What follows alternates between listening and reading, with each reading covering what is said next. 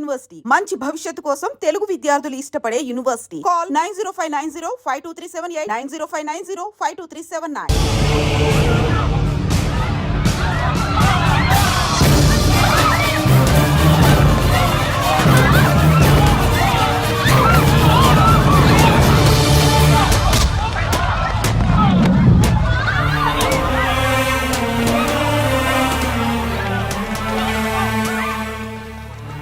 నా మనవడు సార్, నా మనవడు బస్తీలో కార్పొరేషన్ పైపుల్లో వచ్చే మంచినీళ్లు తాగి చచ్చిపోయాడు సార్. అవి ఇలాంటి మంచినీళ్లు కావు సార్, డ్రైనేజీ వాటర్ కలిసిన మంచినీళ్లు.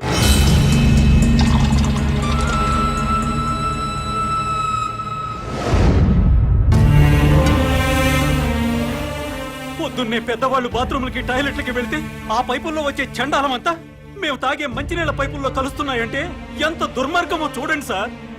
ఎన్నిసార్లు చెప్పినా అధికారులు పట్టించుకోవట్లేదు సార్. ఈ విషయం మంత్రి గారికి చెప్పడానికి వెళ్తే అపాయింట్మెంట్ కూడా ఇవ్వలేదు సార్ మాకు. మంత్రి గారి ఇంట్లో కూర్చొని తీరిగ్గా క్రికెట్ మ్యాచ్ చూసుకుంటున్నారు సార్. కనీసం మంత్రి గారు ఫోన్ లో అయినా దొరుకుతారేమోనని ఫోన్ చేశాం సార్. మంత్రి గారు ఢిల్లీ క్యాంప్కి వెళ్ళారండి, వారం రోజుల తర్వాత వస్తారు. మంత్రి గారి ఫోన్ ఎత్తి మంత్రి గారు ఢిల్లీ వెళ్ళారని చెప్పారు సార్. ఏం చేయాలో తెలియక అధికారులను నిలదీద్దామని వాటర్ బోర్డు ఆఫీస్కి వెళ్ళాం సార్.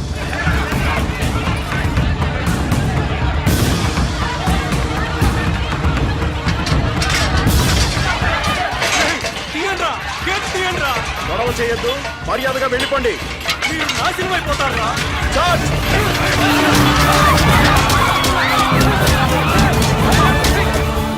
చనిపోయిన పిల్లాడి శవాన్ని కూడా కొట్టారు సార్.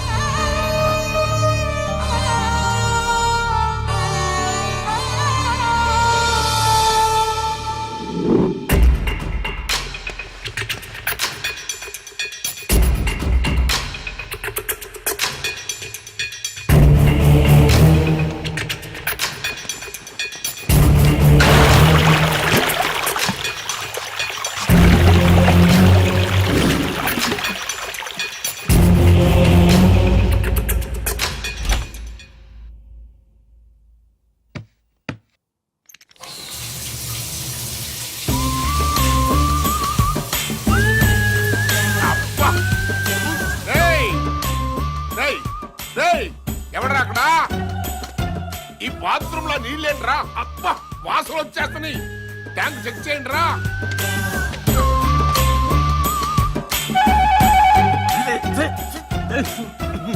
అన్నా, ట్యాంక్ లో డ్రైనేజ్ వాటర్ ఉందన్నా?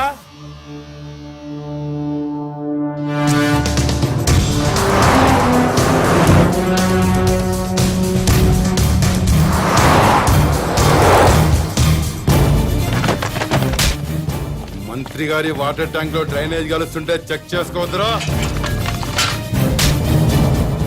మంత్రి గారు అబ్బాయి సార్.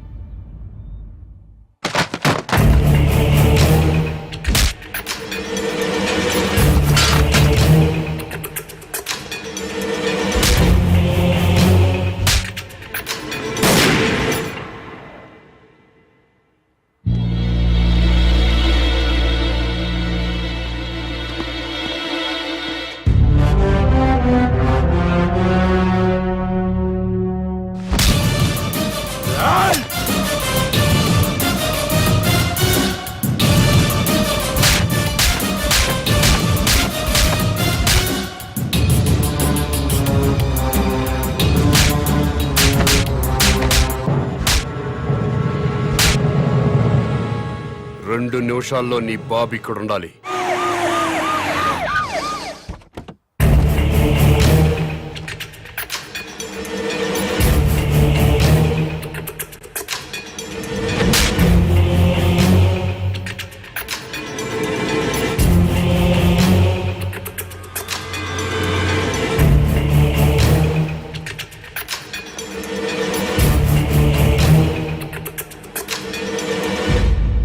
ఏం జరిగింది నాన్న? ప్రజలు తాగే మంచినీటిలో డ్రైనేజ్ వాటర్ కలిసింది. తెలిసింది. బాధపడుతున్నా, ఖండిస్తున్నా, దర్యాప్తు జరిపిస్తా, చర్యలు తీసుకుంటా. ప్రభుత్వ నిర్లక్ష్యం వల్ల పసివాడు చనిపోయాడని బాధపడుతున్నారా లేదా? ఎందుకు పన్నండి?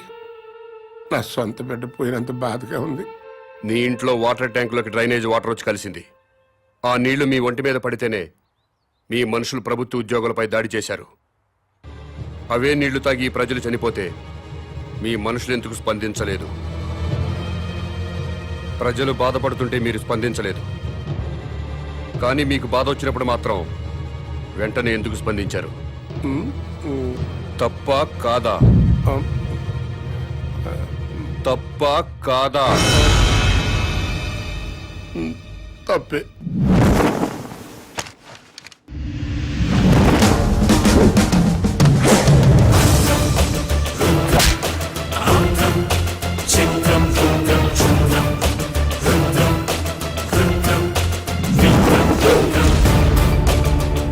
బిడ్డ చనిపోయాడన్న బాధతో ప్రజలు దాడి చేయబోతే వాళ్ళని లాఠీలతో కొట్టి కుక్కల్లా తరిమారు. తప్పు లేదు, లా అండ్ ఆర్డర్ మెయింటైన్ చేయాల్సిందే. మరి మంత్రి గారి కొడుకు వాళ్ళ మనుషులు దాడి చేస్తుంటే ఎందుకు మీరు లాఠీ చార్జ్ చేయలేదు? తప్పా కాదా? తప్పా కాదా? తప్పే సార్. బట్ మేము డ్యూటీ ప్రజల కోసం చేయట్లేదు, ఎమ్మెల్యేల కోసం, మంత్రుల కోసం చేస్తున్నాం. వాళ్ళు ఏం చెప్తే అదే చేస్తున్నాం. ఎందుకంటే వాళ్ళకి నచ్చిన పోలీసుల్ని వాళ్ళ నియోజకవర్గం స్టేషన్స్ కి ట్రాన్స్ఫర్ చేయించుకుంటారు.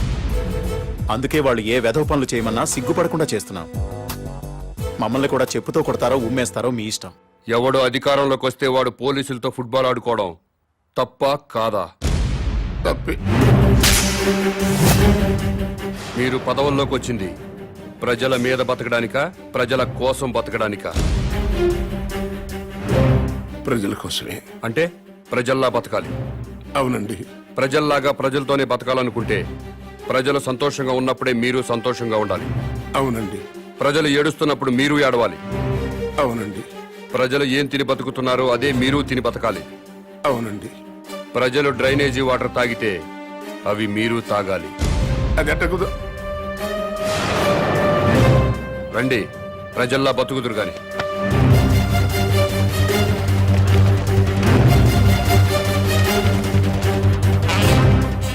మంత్రి గారికి మంచినీళ్ళు ఇవ్వండి.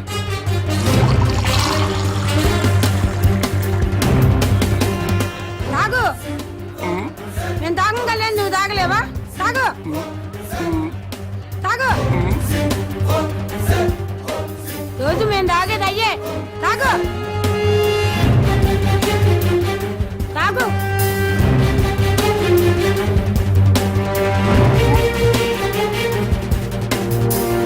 మాయ్ తాగు. తాగమంటే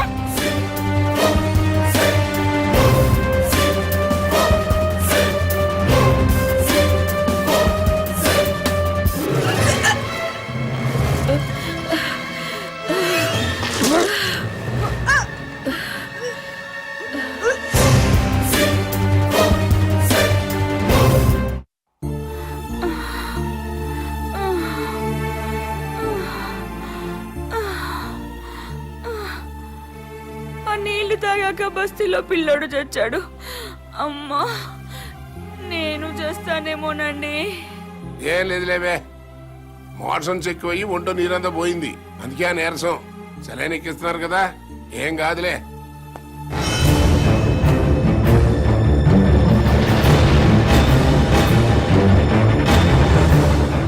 ఏంటిది? ఇటు ఇళ్లలోకి తోసుకొచ్చేటివేనా? మీ ఇళ్లలోకి మేము టెస్ట్ అనుకుంటారా? ఏమనంటే ప్రెస్. మా ప్రైవేట్ జీతాలు ఉండవు. ఉండవు. ఏ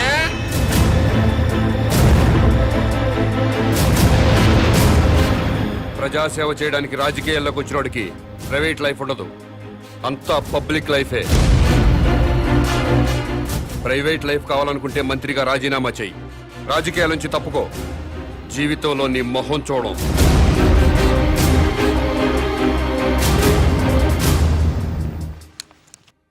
రాని రాని, ఆపు ఆపు ఆపు ఆపు.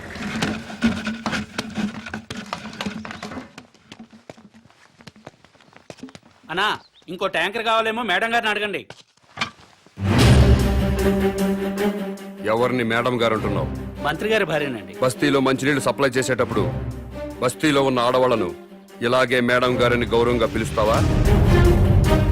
ఇలాగే గౌరవంగా పిలుస్తావా అని అడుగుతున్నాను.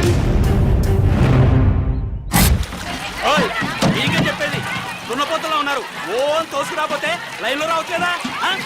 ముందుకు వచ్చారంటే మొహం బయలుదేరి ఎలాండి అరే వెళ్ళమంటుండే వెళ్ళు. ఏయ్, ఏం పని అది? ట్యాంకర్ పంపించామంటే మేము మంచిగా తాక్కర్లేదా? ప్రజల్లా బతకండి. ఆహా, అది ఎలాగో తమరే సెలవే ఉండే. బస్తీకి వెళ్ళండి, ట్యాంకర్లు వస్తాయి. అక్కడ ఉన్న ఆడవాళ్లతో పాటు మీ ఆడవాళ్ళను కూడా బిందెలతో మంచినీళ్లు పట్టుకోమని చెప్పండి.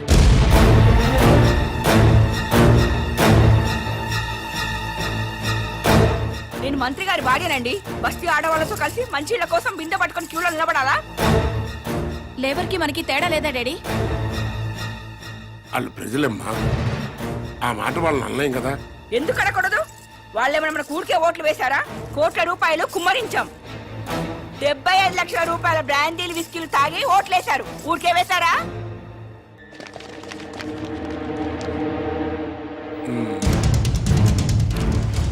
ఆ మాట నాకు అనాలనే ఉంది, కానీ పబ్లిక్ లో అనలేం కదా. అంటే ఏమవుతుంది డాడీ? పదవి పోతుంది అంతేగా? పోనివ్వండి, మేం మాత్రం బిందెలు పట్టుకుని క్యూలో నుంచోం. సరే, నాకు తప్పేదే ఉంది. మీ తరఫున బిందెలు పట్టుకుని క్యూలో నేనే నించుంటాను.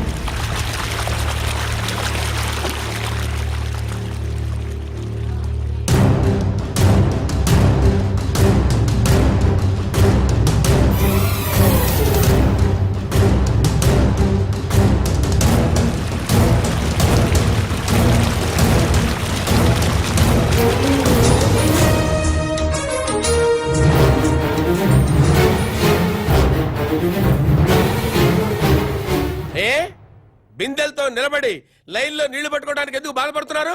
అధికారంలో ఉన్న వాళ్ళ భార్యలు ప్రజల కంటే గొప్పోళ్ళ? బిందెలతో నీళ్లు పట్టుకోలేరా? ఈ ఒక్క మంత్రి గారి భార్య కాదు, అందరు మంత్రుల భార్యలు ఇలాగే లైన్లో నిలబడి బిందెలతో నీళ్లు పట్టుకోవాలి. అప్పుడే ప్రజాస్వామ్యం బతుకుతుందని నేను మీకు మనవి చేస్తున్నాను.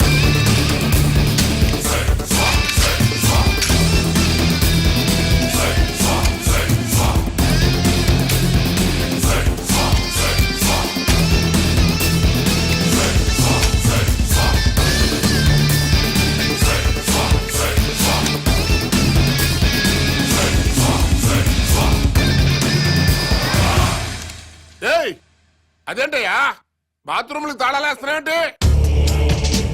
మీరు ప్రజల్లా బతకాలి కదండి. ఏంటయ్యా ప్రజలు వాళ్ళలాగా బతకాలంటే మా బాత్రూమ్లు తాళాలయ్యాలా? చెంబులు తీసుకుని రోడ్డు మీదకి వెళ్ళండి.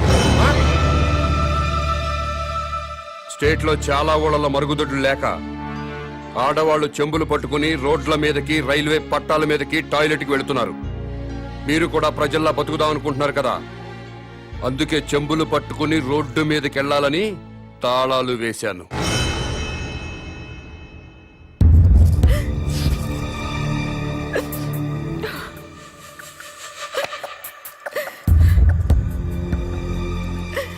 ఇంతకంటే చచ్చిపోవడం నయం. ఏంటి డాడీ ఇది? మినిస్టర్ గా మీరేం చేయలేరా? ప్రజల్లాగానే మనము బతకాలంటున్నాడు కదమ్మా. ప్రజలంతా చికెన్ గునియాతో బాధపడుతున్నారు, మనం కూడా చికెన్ గునియా తెచ్చుకోవాలా? లవ్ పేరు చెప్పి ఆడపిల్లల మీద యాసిడ్ పోసి చంపుతున్నారు, మనము చంపాలా? ఆర్గ్యుమెంట్ వద్దమ్మా. ఈ సమస్యకి ఒక్కటే పరిష్కారం. మనం జనంతో పాటు చెంబుట్టుకుని రోడ్డు మీదకి వెళ్ళకూడదు అనుకుంటే నేను ఎమ్మెల్యేకి రాజీనామా చేయాలి, మంత్రి పదవికి రాజీనామా చేయాలి. అసలు టోటల్ గా నేను రాజకీయ సన్యాసమే చేసేయాలి. అభిమానం ముఖ్యమో అధికారం ముఖ్యమో మీరే నిర్ణయించండి.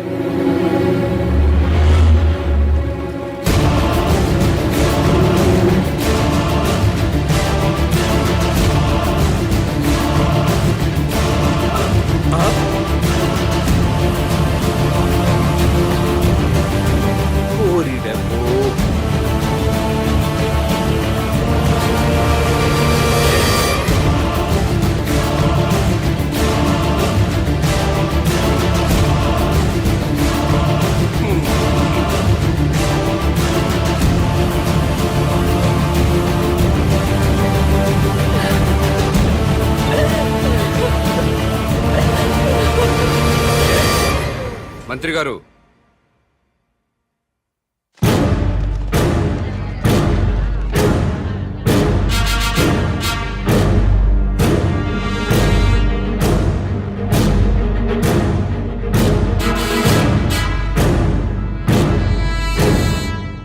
కన్నీళ్లు మంత్రుల కుటుంబాలకే కాదండి, మా ఊరు ప్రజలకు కూడా ఉంటాయి,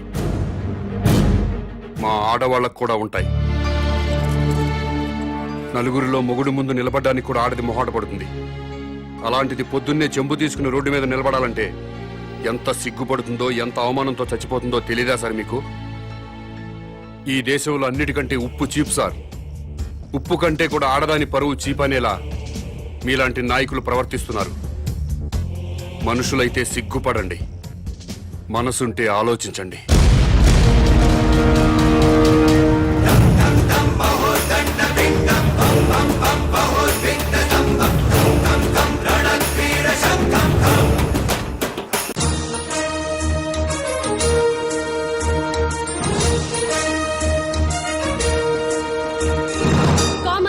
ప్రతిపక్ష నాయకుడు విరుచుకుపడ్డారు. మంత్రి గారి కుటుంబాన్ని అవమానించడం అమానుషమంటూ నిప్పులు చెరిగారు. ప్రతిపక్ష నాయకుడి మాటల్ని లైవ్ లో చూద్దాం. అవునండి, మంత్రి తప్పు చేస్తారు, మీ ఇష్టం వచ్చినట్టు ప్రవర్తిస్తారా? మంత్రి ఫ్యామిలీ ఏం పాపం చేసింది? వాళ్ళని రోడ్డెక్కి అవమానిస్తారా? బాత్రూమ్లకు తాళాలు వేస్తారా? ఆ గవర్నమెంట్ తప్పు చేయదా? తప్పు చేసి అసెంబ్లీకి తాళాలు వేస్తున్నారా? సెక్రటరీ తాళాలు వేస్తారా? అలా మాట్లాడితే కుదరదు. కామన్ మ్యాన్ ని లైన్ లోకి వచ్చి మాట్లాడమనండి.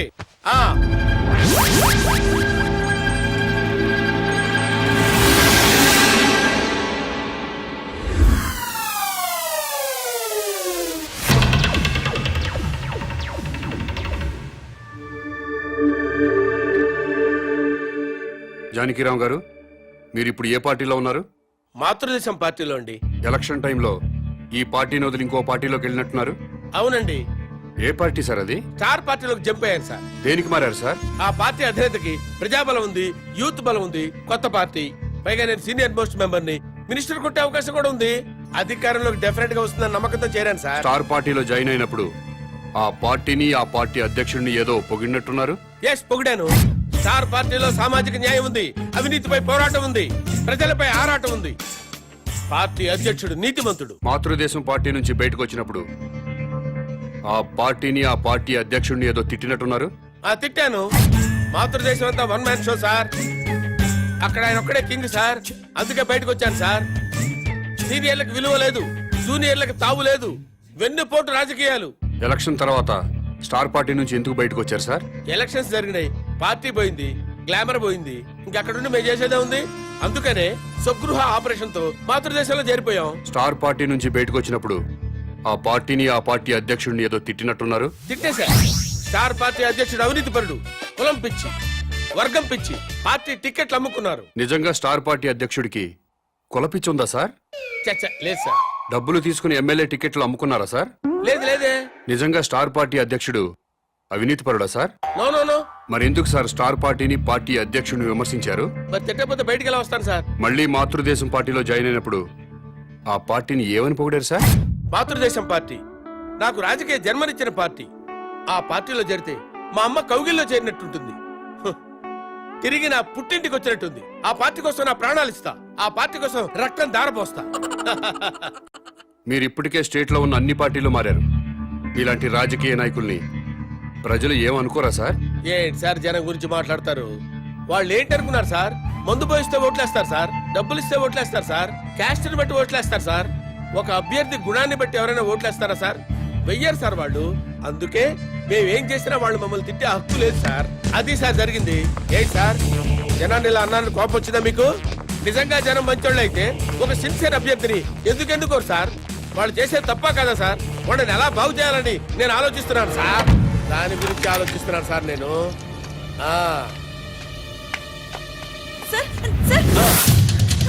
అమ్మా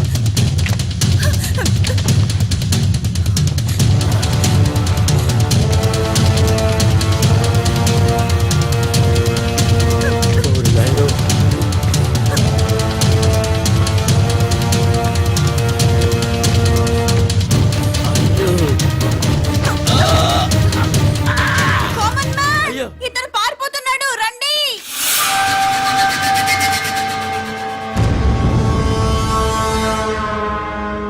కామన్ మ్యాన్ కిడ్నాపర్ కాదా? కామన్ మ్యాన్ కిడ్నాపర్ కాదు, నా ఫ్రెండ్. ఇదంతా డ్రామా. డ్రామానా? కామన్ మ్యాన్ ప్రతిపక్ష నాయకుడిని కిడ్నాప్ చేసిన సంగతి మనకి తెలుసు. అయినా కామన్ మ్యాన్ సిటీలో దర్జాగా తిరుగుతున్నాడు. అరెస్ట్ చేయడం పక్కన పెడితే కనీసం కామన్ మ్యాన్ ని అడిగే సాహసం చేయలేకపోయింది ప్రభుత్వం.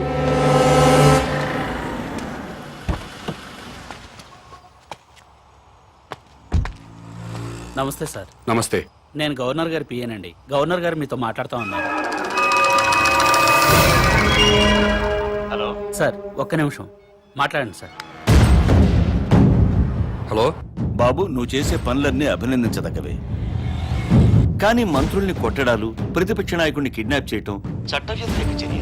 అలా కాకుండా సొసైటీ కోసం ఏం చేయదలుచుకున్నావో, ఎందుకు చేస్తున్నావో నాకు చెప్పు. నేను నీకు సహాయం చేస్తాను. మీరు నిజాయితీ పరులు సార్. తప్పకుండా మీ మాట వింటాను. మీతో పాటు ప్రజాప్రతినిధులందరినీ సమావేశపరచండి.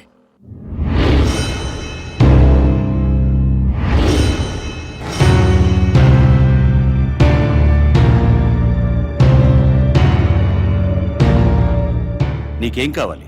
నాకేం అక్కర్లేదు. మరెవరికి కావాలి? రాజకీయాల్లో సిస్టమ్ ఉండాలి. ఎలాంటి సిస్టమ్? భక్తుల కోసం తిరుపతి కొండపై ఉన్న సిస్టమ్. నువ్వు తాగుబోతువా, తిరుగుబోతువా, రౌడీవా, గోండావా అన్నది మాకు అనవసరం. తిరుపతి కొండపైకి ఎక్కాలంటే మాత్రం భక్తుడిగా మారాలి. కొండపై ఉన్నంతసేపు తాక్కూడదు, తిరగకూడదు. ఎలాంటి తప్పుడు పనులు చేయకుండా భక్తితో ఉంటూ భక్తుడిలాగా కొండ దిగిపోవాలి. కొండ దిగాక మీ ఇష్టం. ఆ సిస్టమ్ ప్రజలంతా ఫాలో అవుతున్నారు కాబట్టే తిరుమల కొండని 100 సంవత్సరాల నుంచి పవిత్రంగా ఉంచుతున్నారు. అలాంటి సిస్టమ్ రాజకీయాల్లో లేదు. రౌడీలు, గూండాలు, భూకబ్జాదారులు, ఫ్యాక్షనిస్టులు, అవినీతి పరులు రాజకీయాల్లోకి వచ్చేస్తున్నారు. రాజకీయాల్లోకి వచ్చాక కూడా గూండాల్లా ప్రవర్తిస్తున్నారు. ఫ్యాక్షనిజం వదలలేదు, భూకబ్జాలు మానలేదు, అవినీతి పనులు చేస్తూనే ఉన్నారు.